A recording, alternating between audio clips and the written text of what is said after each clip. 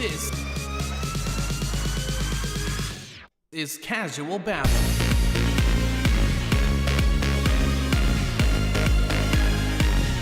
Good morning, you beautiful individual. Welcome back to the show. This is BC Babbles, and you're enjoying another episode of Casual Babble, the Queen City's live streamed morning show and podcast coming to you from Race City, USA. It is Friday. Welcome, welcome. You've made it to the final day of the week.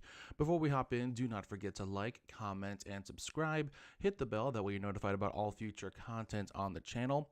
If you're enjoying the show on Podbean, do not forget to leave us a follow, and wherever you're enjoying the show, be sure to hop into the chat, say hello, and let me know where you're coming from, and stay tuned for this morning's discussions. Also, big shout out to my mom. It's her birthday today, October 14th. Happy birthday, Mom. And parents are going to be going on a trip today, so hope they have fun. Ooh. Well, it's Friday, like I mentioned, so firstly, I want to say congratulations for making it to Friday. It's not always the easiest thing to do, but it is something that we are charged with doing as professionals of the modern era. And we all know that Monday through Thursday is always going to be some random, crazy mix of things that seems like making it to the final work day of the week very, very impossible. But you're here. Congratulations. It is 7 a.m. on the Eastern Coast. Maybe you've already done a morning workout to prepare for the workday. Maybe you've already gone over potential projects to hash out the rest of the week, and you have an itinerary set up, and maybe your only goal today is just to be able to get to work on time. Even small goals are good goals, and I want to congratulate you on meeting those goals. And sometimes goals are a pain in the ass to the point where we can't make them. But having goals set in and of itself is a good goal to have. Nothing wrong with that. As long as you're constantly trying to move, constantly seeking motion, constantly trying to find momentum, I am proud of you. And if you're ever wondering about how you can keep moving, feel free to ask. I've had plenty of ups and downs at this point in my life, and I am more than happy to share how I go about trying to find momentum. You know what? I'll share that now, to be honest. For those of you who might be new to the show, I've had, how many jobs have I had since coming out of college? Maybe like 5 or 6. So I think 5. Let's be more conservative about it. But in those positions, I've constantly found moments where I realized that the position I came into, that I was very hopeful about, either wasn't going to provide the promotional or developmental opportunities that I had been hoping to find in the job, or in a couple of cases I got fired from a couple jobs, and yeah, that happened. But one of the things that I've always made sure to keep in mind, that I find have always convinced me to keep going despite the current circumstance of whatever situation, is that essentially I do not want to stop until I'm at a place where I feel consistently content. And by that, I mean in a position that, one, calls on me the way that I want to be called upon in any kind of job, but also where I'm in the environment, the industry that has a set of challenges that I actually kind of invite. Because here's the thing. So my low-key ultimate dream goal is to launch my own company. And one of my biggest desires is, and within that dream, is that I want to be able to cultivate a kind of company where people are happy to go to work. And every week, every day even, I'm contemplating the visual. What does that look like for me? And part of it is, I'm envisioning seeing, like, say, like I have a office on a higher tier floor, and I'm watching people come into the building from my window. I'm envisioning what it will be like to see my employees come into the building with pep in their step, with excitement. They're talking, they're laughing, they're not coming into the doors with this initial sense of dread, like they wouldn't want to be there. They're happy, they're ready to embrace that day's challenges and obstacles because they're doing what they love to do. And that's what I want to be able to facilitate in the future when I'm able to launch my own company. And I keep those things in mind for myself because those are my why, and I think that's one of the biggest things to always be able to remember is to remember your why, because it's so easy to have an initial dream that we want to go forth and we want to reach one day. And so many different things like naysayers and unexpected turns and divots in our day-to-day lives, and different kinds of challenges that many times don't seem at all necessary in our personal and work lives come about. And collectively, those things can so easily either undermine, subvert, hinder, and even cause us to become oblivious to the initial reason we decided to have a dream. And remembering what that is helps keep that dream, that desire in focus. Even if we don't know what the plan to reach that dream or goal is yet, having the ability to remember why for you that it needs to happen is one of the most, if not the most important elements and things to remember. So for me, it's about facilitating a space, again, where people want to be there. They may have to wake up at 7 o'clock in the morning so they can get dressed and go to work, but that's okay, because I'm going to build a company where anyone who is employed is able to live within the market they're working in. And that's another thing that I'm like, as a younger professional myself, is what I've always, kind of struggled with, is that, companies should know what the living prices in their market are. And I personally feel that one of the important things that I would want to, and only one of the, that I would make sure to focus on as a hiring manager, as a president, CEO, owner, what have you, is if someone wants to work for me full time, I'm going to know the numbers of the market where my company operates, or at the very least, the surrounding markets that are within what I would say is a feasible traveling distance. And that what's feasible can be different from person to person, but I wouldn't feel great offering a full-time job to somebody that's at a rate or a wage that I know they won't be able to use to, one, not only live within a reasonable distance, but actually be able to live. You know what I'm saying? Like, not forking out 80% of every single paycheck just to cover rent, and then have scraps that they will hopefully survive on until the next paycheck. I mean, like, when it comes down to it, give them a paycheck where maybe 30 to 40% of one paycheck goes to rent and utilities, and then they have the rest to actually enjoy their off work time, because a work-life balance is so important.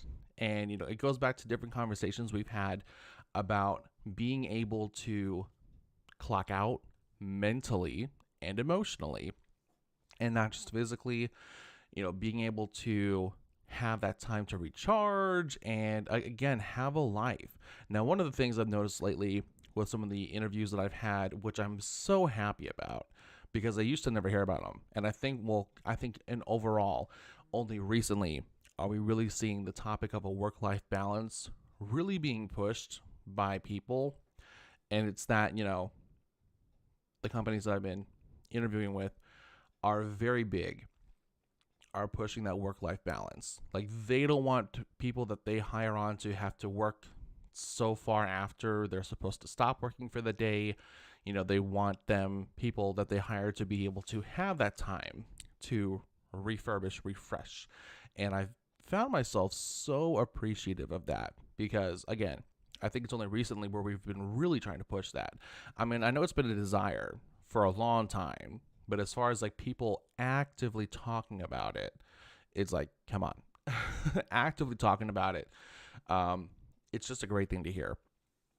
And so that's why, if and when I'm able to hire people in the future full time, it's going to be at a wage where I know they're going to be able to take that income and actually live their life.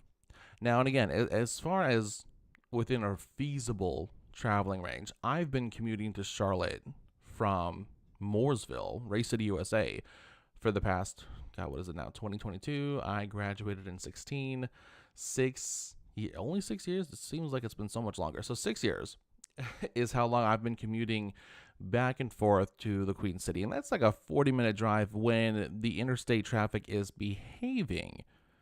And if anyone here knows I-77 in between Mecklenburg and Iredell counties, you know that 77 does not like to behave. And that's usually because we got some idiot people out here that don't know how to drive forward. But that is a whole other conversation for a whole other podcast. You know what I'm saying? Well, thankfully, they are finally done with those damn toll lanes. But damn, toll lanes for real? And you know what? With that in mind, I want to take a quick little segue here because can somebody explain to me how those of us who live between Mecklenburg and Iredell counties forever, not only having to deal with that idiotic expansion construction for the interstate, only for those lanes to become toll lanes, then on the other hand, you have 85, which has been there, and that at points is a 4 to 6 lane interstate, and they have no tolls. Can someone explain to me what the hell that's about? Why do I got to pay for that? And I'll tell you what, the rush hour prices for some of these tolls, where it's like $2 to $3 and some change per light or per camera. Are you serious? Okay, that's my rant for that. But, you know, for me, so that's how long I've been commuting, making that commute 40 minutes bare minimum with behaving traffic. And if it's not behaving, well, then I either got to rack up some toll fees or, you know, be prepared for an hour plus long sit in traffic. Hell, there have been times where, and if you know the layout between Mecklenburg, Cabarrus, and Iredell counties, then I would go from Lake Norman to Concord and then down 85 to get to work faster, which tells you the extent to which sometimes 77 does not like to behave. But if someone could live closer, if I could have had an opportunity, a job in them previously that paid to where I could feasibly relocate closer, or at least within like a more easily accessible route to work, that would have been great. Hasn't happened yet, but that would have been great. But I really think the happiness that I'd want to see on a future employee's face, that's the real goal for me. You know, whenever I get to launch my own company, facilitate my own team is the goal, man. And that's my why. That's why I do this. That's why, despite never being given a creative opportunity from the radio industry, from any of these individuals or companies that I used to look up to, that's why I do this. That's why I have this show. Because ultimately, I know and I believe in my ability to connect with people, to help facilitate a community and a group of like minds where we're all looking to grow and expand and have the conversations that we feel like need to be had. That's why I do this. You know, I'm not here just to babble, ironically, but I'm here to make sure that I know and remind myself every single day by talking to you that I can do these things that I love to do. So, another thing that I'd love to make sure you keep in mind is that you can do this. You know, we're moving towards the end of the year, which for I think most companies means leading up to a lot of activity. A lot of companies, especially ones that I used to work for, are around this time, if they haven't already prepared for some kind of big golf tournament or they're preparing for some kind of annual event. End of the year usually means more activity for managers because they're trying to make sure they have every single duck in a row, every single T crossed and I dotted, as well as, you know, making sure that they're going to be set up for the next year. There's likely going to be some kind of like set of annual events, award ceremonies, or even like auction events, huge things going on for companies. And so there's a lot of preparatory work that they're trying to coordinate as well. And if you're in the communications field for any company, a lot of that's going to fall on you because you have to handle making sure that your company's communications leading up to these events are timely and on point. For a previous position of mine, I oversaw the communications for two big commercial real estate organizations, and they did a lot. Towards the end of the year, they had a huge golf tournament. These two companies partnered to put on a huge golf tournament.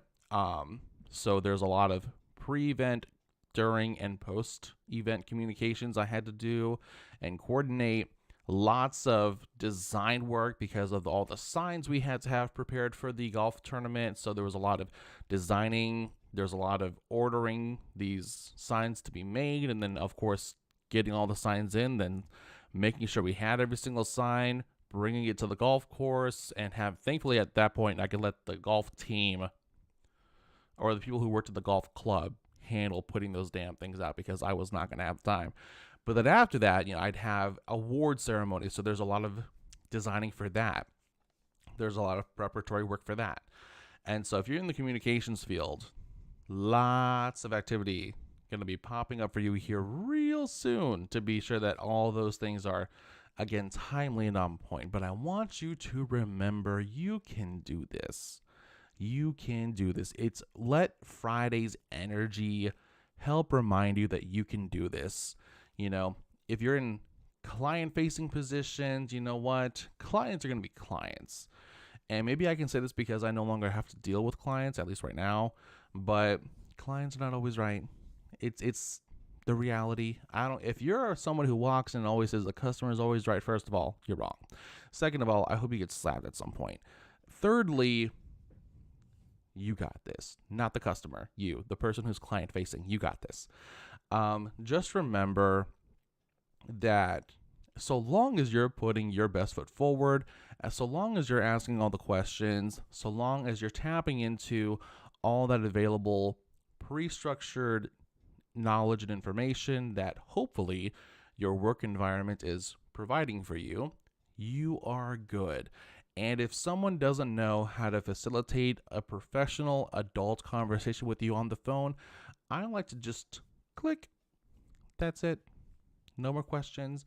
And just play it off if they call back. You know what I'm saying? Like, just be like, oh, I'm so sorry. Something happened with the phone real quick. It deviated and the phone dropped. But if you're prepared to have a professional adult conversation so that we can find some solutions for you, I don't think it'll happen again. Low-key, let them know that you will put your mental and emotional health before their desire and to complain and assumption of their entitlement. I love doing that. And I was telling one of my people on an interview yesterday, one of the worst experiences I had with a client was someone who wasn't someone I got to onboard, so I didn't get to establish that initial rapport with them. So they were transferred to me.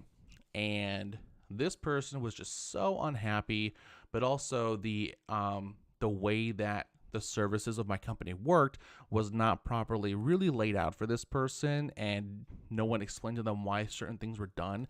And he'd been on with my company for a little while, right?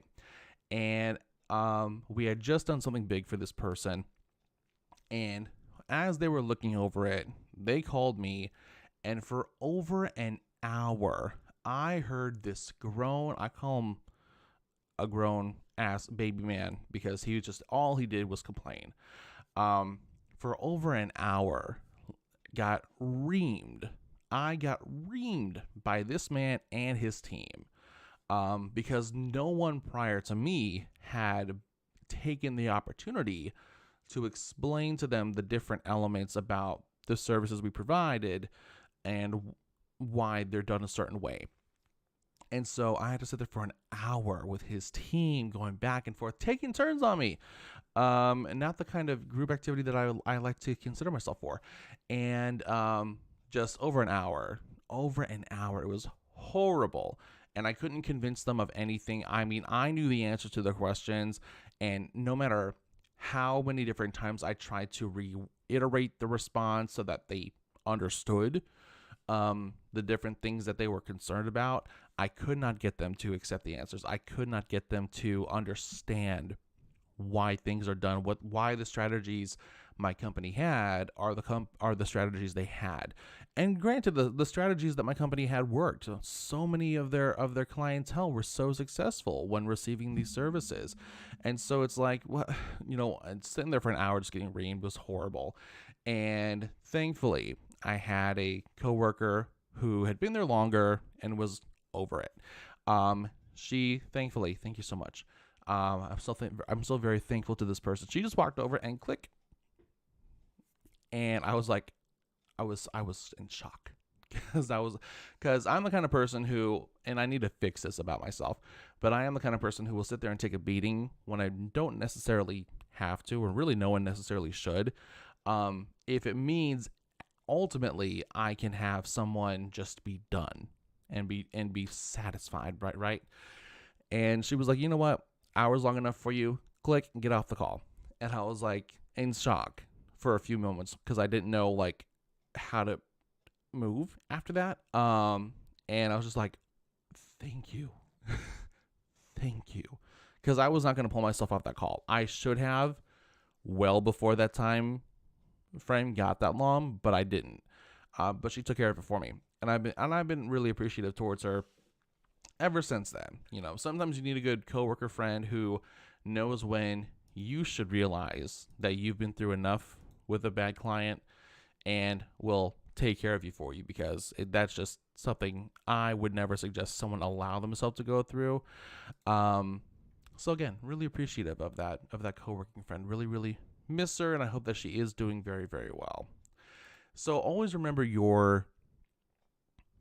where your boundaries are professionally, and not only with your team, but also with clients. Because one thing that they forget is that while we are there to assist them, we are not servants. Which means if you want to act a certain kind of way on the phone call, just remember, you're only acting that way because you're on a phone call.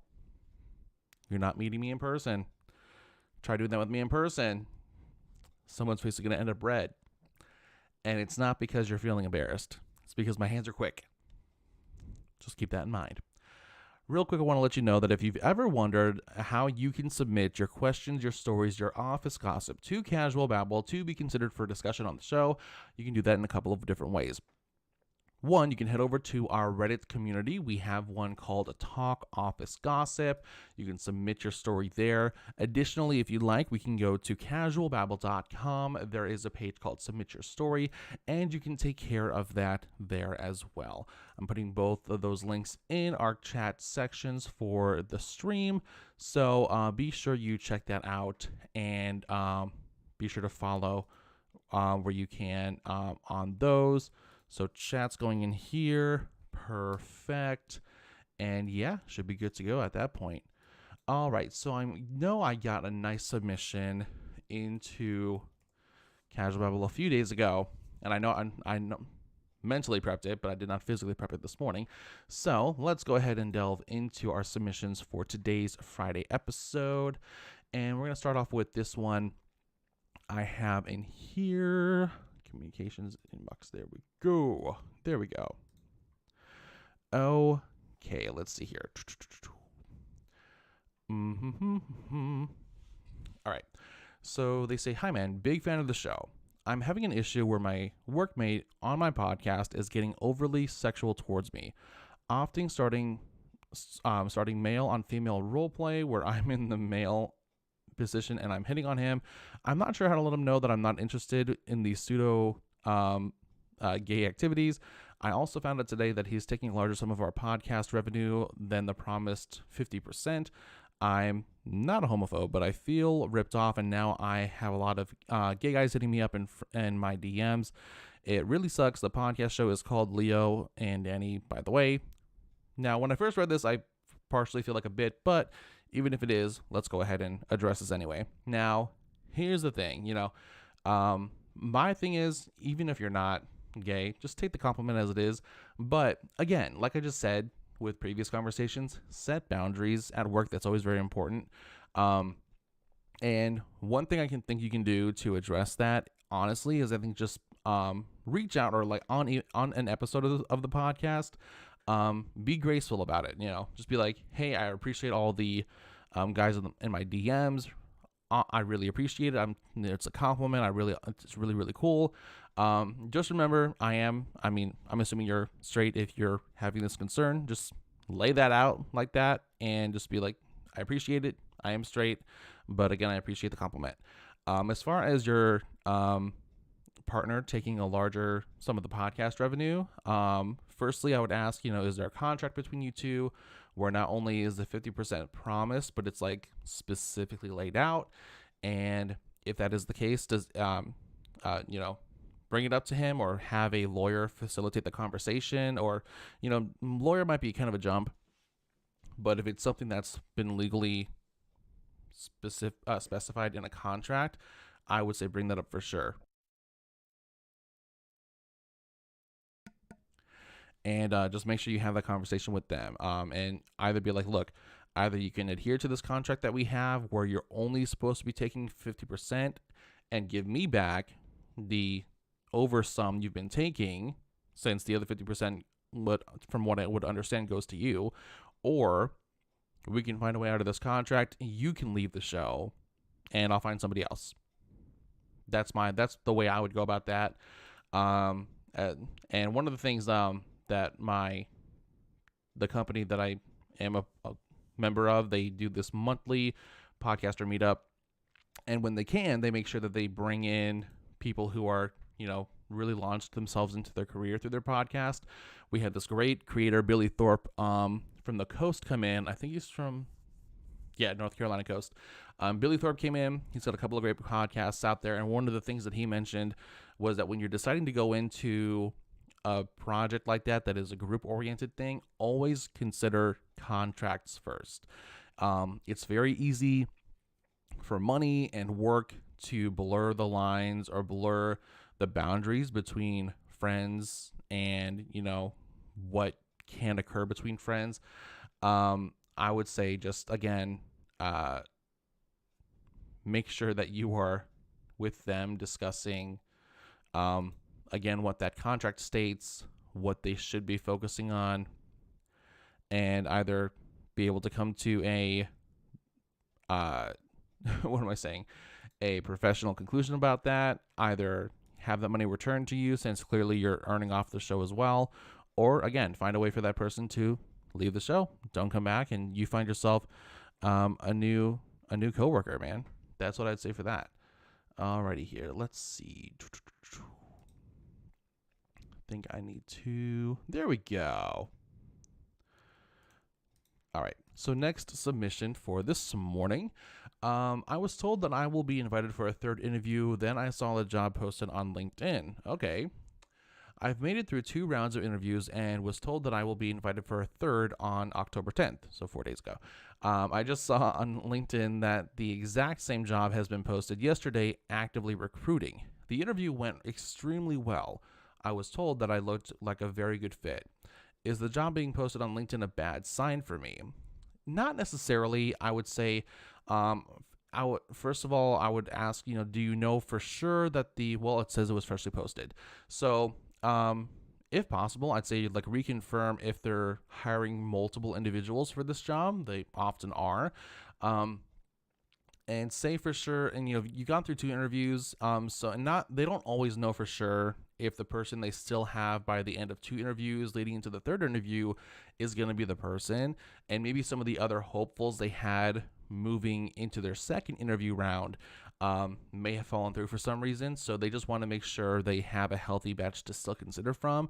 I would say if you're confident that the first 2 went extremely well and you're in for the third one, just keep doing what you're doing.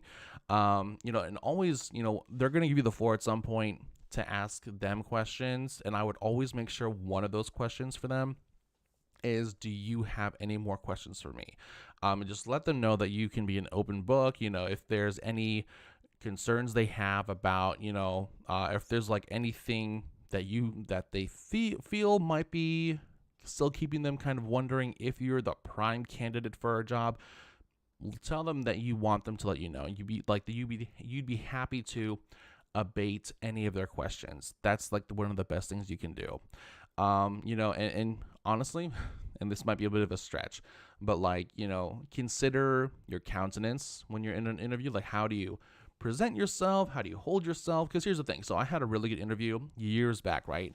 I was already done with one of my first jobs, knew it wasn't going nowhere. So I had an interview with a company in Charlotte, and it was for this content creator or this content manager position.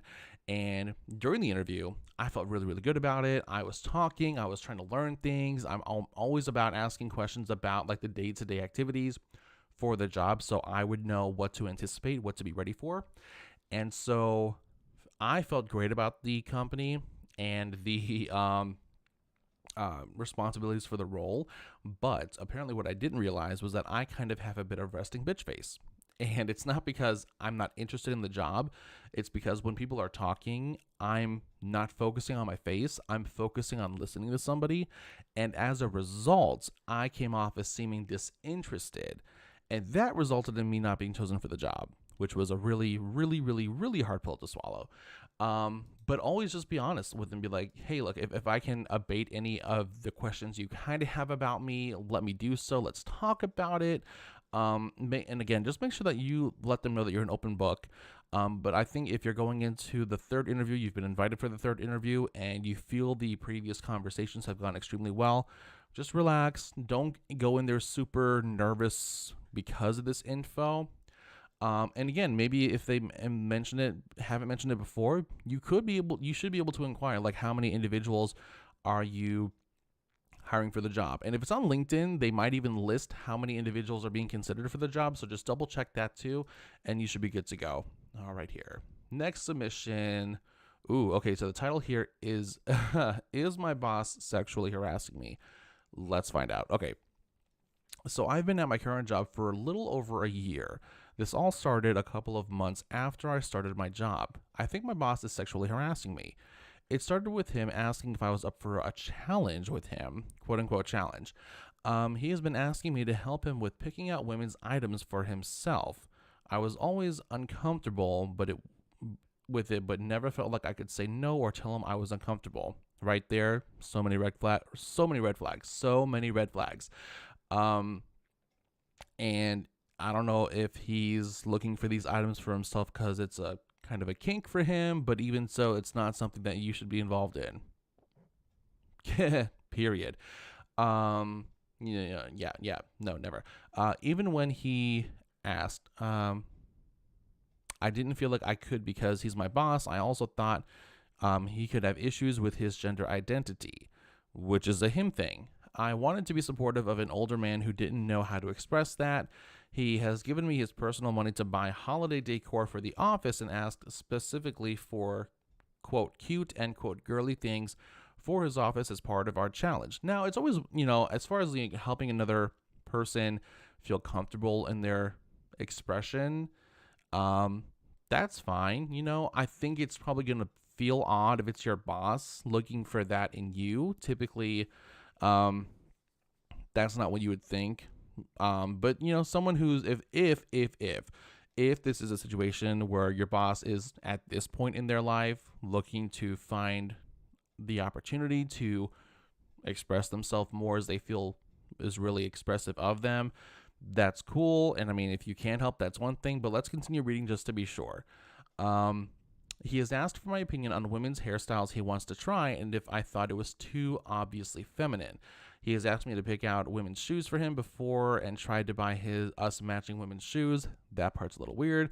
He will wear androgynous clothing and ask if I noticed or what I thought of them. The entire time this has been happening, I was uncomfortable and it felt off, but I didn't know how to tell him that. He asked me to buy girly office supplies for him too. All of these have happened repeatedly for about a year now. He is incredibly petty and unpleasant to people who he does not like. I also did not want to come across as transphobic. As far as him being unpleasant and petty, sometimes a bitch is just a bitch. That's just my honest opinion. I truly do not care if people wear clothes not designed for their gender. What is gender these days? I support and affirm the trans community. Recently, I found out that he has done the same and two other female coworkers. One, he sent photos of him in women's clothing, of lingerie, asking which he should buy and wear. That's not appropriate. And he has also changed into women's clothing for her with her in his office without telling her what was happening or for her consent. Major red flag. For better context, we work at a university. Also not great for this to be happening. I have the lowest position on campus and he has one of the highest. When he found out I'm taking a class that gets out late, he offered to let me stay the night at his house. Nope. So I don't have to make my hour commute back. I'm sure you were aware of that before starting the class, so that's not something he should be concerned about. It seems nice on the surface, but given everything else, it seems not appropriate either, because it's not. Am I being sexually harassed, and do I have enough to go to HR? If they do nothing about it, but he finds out, then I still have to work directly for him. So the situation seems very odd for sure. I wouldn't see. Usually when you think sexual harassment, you think someone is trying to make unwarranted, unsolicited advances towards you, which isn't truly the case here, but the interactions he's choosing to facilitate with yourself and apparently a couple of other female coworkers is not appropriate. It to a degree, I guess you could call it sexual harassment at that, considering all that, just not the kind you would consider when you initially think sexual harassment. I think, I would just say, honestly, report this person. It's one thing to be like, you know what, I can support you finally choosing to find a way to express yourself truthfully and to live your life as truthfully and honestly as you feel you should. That's great, but there is boundaries that should always be maintained at work.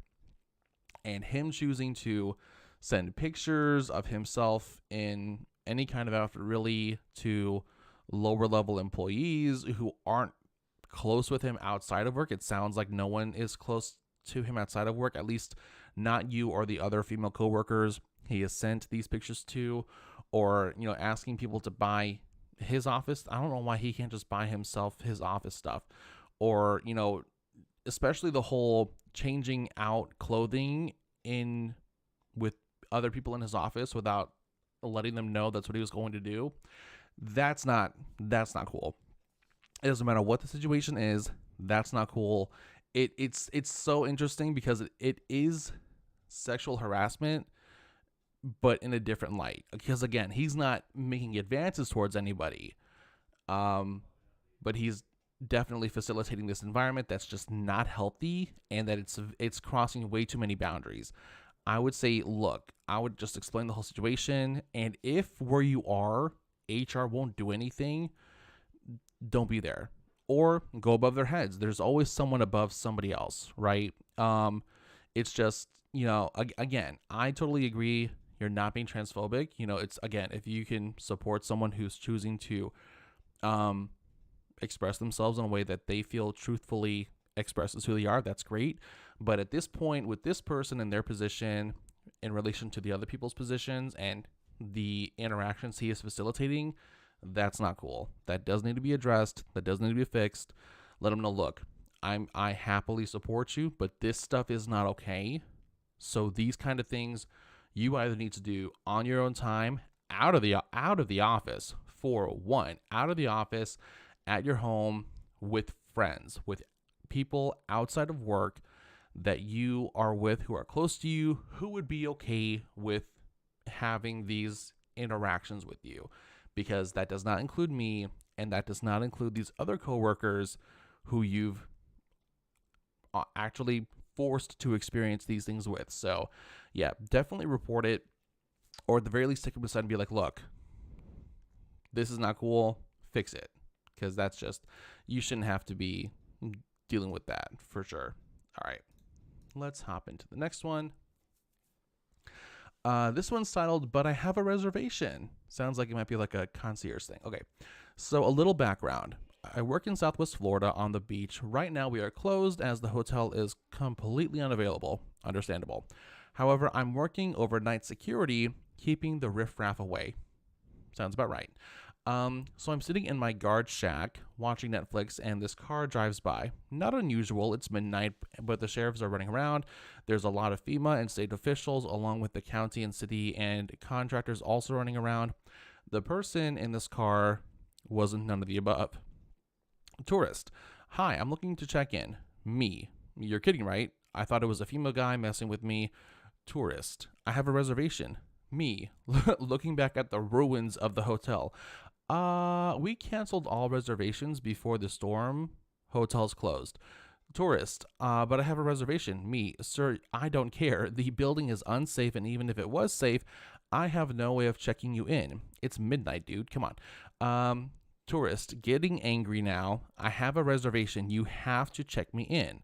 I want to speak to your supervisor. First of all, sir, that is the line right there where you lose the argument completely. Customer is not always right. Fact. Me, no sir, I'm just gonna call a deputy and have you escorted off the island if you don't leave. Tourist, fine, proceeds to sit there. I call for the deputy, who shows up right quick. They're calling all over the island looking for looters. Tourist, he won't check me in, points to me. Deputy says, sir, are you stupid? Love the justice. Are you stupid? You're not even supposed to be allowed here. You're either going to follow me out or I'll arrest you for trespassing.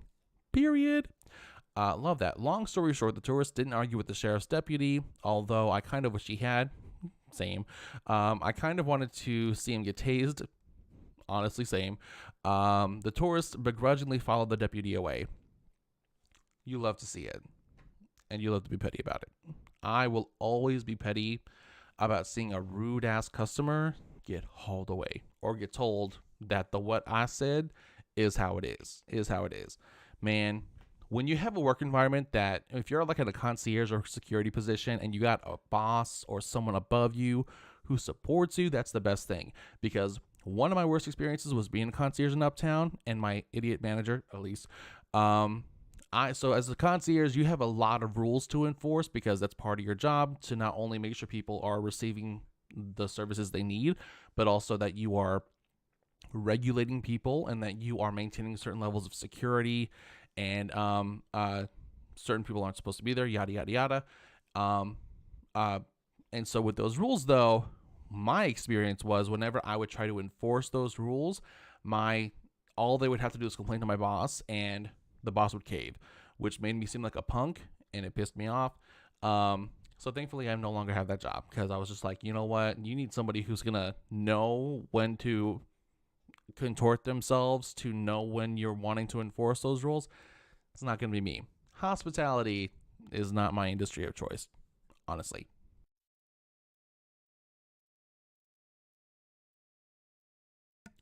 Need some coffee here after the show. All right. Let's see here. Next submission is titled "Tell Colleague Who's Resigning That I'm Looking to Leave Too." Or it's a question, sorry. Tell colleague who's resigning that I'm looking to leave too. We have a high attrition rate in my workplace. The latest casualty is a very strong word, I feel like, is a developer who will be here for a few more weeks. We haven't worked together a lot, but he's a good bloke and we have good camaraderie. I'm inclined to go to my desk and start dropping hints of, can you take me with you? And good on ya. I don't want the hell I'm still doing here, to be honest. I'm just thinking that this is my way. This may eventually get back to my boss and I'm flagged as a flight risk when I'm not ready to leave yet. Then again, that's the worst that can happen. Then again, what's the worst that can happen? Fire me? Even if he did, it wouldn't be for a cause. I didn't know what I want to get out of this post. Is basically, I wanted to get this off my chest. When people who joined after me leave while I'm still employed, it always makes me think, fair enough. Sometimes when we've been placed after a long enough time and it's not the best place to be, it's we've convinced ourselves that we can just kind of take it as it comes, that we can last a little bit longer, we can survive the unideal situation or the unideal environment, and then we see people who are newer coming in and going quicker than we did, and it causes you to think, man, do they know something I don't? Like, do they have a higher level of self-respect than I do? Those questions are normal. I think honestly though, and if I'm going to assume that at this point you're already putting feelers out there just because you're clearly looking to shift environments and go somewhere else.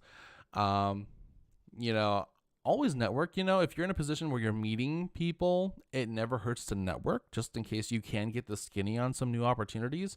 And it never hurts just to apply anyway. If you know where this guy works or what kind of company he's going to be going into, just be like, hey, do you know of anything else that's open? Yeah, just ask him. This can hurt. If it's someone that you have a camaraderie with, I can't imagine they're going to go back to your guys' current collective boss and be like, hey, this guy's looking to leave you too. If they did, clearly they're not good friends. But if you have a good camaraderie, I would think, yeah, you should be able to ask him, get a skinny on another opportunity, and if possible, bounce. Do it. All right. Next submission. My boss ignores my calls while answering my coworkers. Sounds petty. I give my notice period a week ago, and since then, my boss of mine totally ignores my calls and immediately calls a coworker who sits next to me whenever I'm trying to reach him. I'm trying my best to stay professional and productive to my last day, but this irresponsible behavior is so annoying. So, one indicator that you're leaving somewhere that you should have left a while ago is if your boss chooses to be unprofessional and petty by ignoring you whenever you need some assistance when you're trying to be the professional and the mature one, and make sure that at the very least your last few days within the company is spent you being as efficient as possible. So call them and be like, look, I gave you my week's notice, because I'm assuming you're having something else lined up if you're leaving and you've put your notice in. Be like, look, I gave you my week's notice as a courtesy, so you can either treat me with the same maturity and professionality that I'm still choosing to provide to you, or I'll bounce now. And say that at like 9-10 o'clock in the morning when you're all in the middle of something big that they need you for. Be like, look, either you can treat me with that same respect that I'm still providing you despite how you've been acting, or clearly I'm going somewhere else already, so I can just leave today and leave you high and dry for these projects. Like, don't forget your worth, And again, even though you're moving somewhere else, the boss shouldn't be just shouldn't be acting like that. Unless, of course, you need the hour. I mean, sometimes we even when we give our notice, we need the hours that we can get before we start at the next job, because sometimes depending on their pay periods, their pay scales, or how that works for them, then it'll like be a month or so before your first paycheck from them. But a soft little threat like that couldn't hurt, my opinion. Do what you will, but that's what I would be like. Look, I can be professional and mature like I've been the whole time despite how you've been acting, but I can also leave you high and dry here in 5 minutes too. So let me know which one you want and then do it. All right. Last one for this morning before I give it up to YouTube and allow the show to be live. This one is titled Confused About an HR Investigation. Love those. Hi. At my work, I'm facing disciplinary action up to termination. I've never had any other infractions. My first meeting, I was given a verbal warning and told of the investigation. At first, it was supposed to take a couple of days, now a week. I'm confused because following meetings, the supervisors talked about helping me in the future, but also couldn't tell me anything. Today, I had a one-on-one where I had to acknowledge a performance review my supervisor failed to give me in May. The review was good, however, I was assured that this had nothing to do with the investigation. Also during this, my interim supervisor didn't tell me much, but related to me in an emotional level, saying that he had been here. He also assured me that employee relations was on my side. I'm confused by all of this. Honestly, same. Veterans of the company say people have done way worse, and I'll be fine, but I have no idea where the direction of this is going. Does anyone in HR know why I had to acknowledge that, or can provide some perspective? Definitely would help to know kind of what triggered this disciplinary action or this HR investigation. But if all of your reviews are good, if all your performance is good, I think it just comes down to maybe part of the investigation is kind of like, we have this person that's done so well leading up to this point. Maybe whatever the incident was seems very out of character, and they're trying to find out if there are other elements involved that may have brought this to happen. Again, knowing a little bit about what happened, if you can state it, will help. But let's see here. Let me just reread a couple of these moments. One-on-one, acknowledge performance review, which was good. Nothing to do with the investigation. So then what was the point of the conversation, right? If it had nothing to do with the investigation, what was the point of the conversation? Supervisor couldn't tell you much. Been there. Assured me the employment relations on my side. So it's a little confusing just because there's a lack of info, and that might just be due to legal reasons, which is totally understandable. First meeting, verbal warning, totally investigation. Firstly, let me just, did I miss something? What did you acknowledge?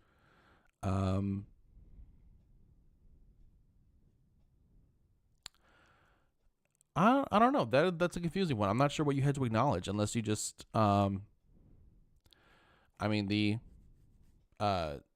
performance review is not something you'd acknowledge. It was good. That's a tough one. Again, I think maybe the reason the investigation is taking a little bit is maybe that they're wondering if there was something else involved, especially if you've been doing so well and it seems maybe out of character. Without having a lot of other information, and again, understanding that maybe legally you can only give so much and you have to be really vague about it, I'd say it's a little hard to give insight on that just because, sometimes you need to know what those like some kind of detail is. But here's what I'm going to say officially, and I kind of already said it, but I'll say it again. So maybe the reason that it's taking so long is because if based on what you're saying and your performance has been good up till this point, maybe the confusion for them lies within you being such a good employee prior to this, and they're trying to figure out if there are other elements involved in what caused whatever situation to occur, and maybe that seems really out of character for you, and they're just trying to find if there's anything else that may have helped bring that to happen. But aside from that, because of the understandable vagueness, insight's kind of hard to provide here. But if you're able to provide anything more, I'm more than happily welcome you to do so. Totally your call. I'm not gonna, pressure you into mentioning anything that you don't feel comfortable mentioning. That's totally your call. Always be aware of that too. I'm always happy to offer insight. And granted, here, you've not mentioned anything identifiable. You've not mentioned the company name. You've not mentioned anyone's name. So it may not be a big deal, but I'm not going to pressure you into anything. Just be aware of those things. But because of the vagueness that I understand, insight's going to be hard for this one. In the meantime, if you're looking to support the community, check out the Patreon, and the Buy Me a Coffee links are in my link tree. Let me go ahead and grab that. I'm pretty sure I got it somewhere. And if you're looking to make sure that you stay up to date on all the content from Casual Babble, make sure that you go to the YouTube channel. Again, like, comment, and subscribe. Hit the bell to be notified about all future content on the channel. Also, hit me up on TikTok, where I'm most active. I will give all my updates there, as well as on Instagram. All of my social handles are BC Babble, so be sure to hit me up wherever you feel most comfortable.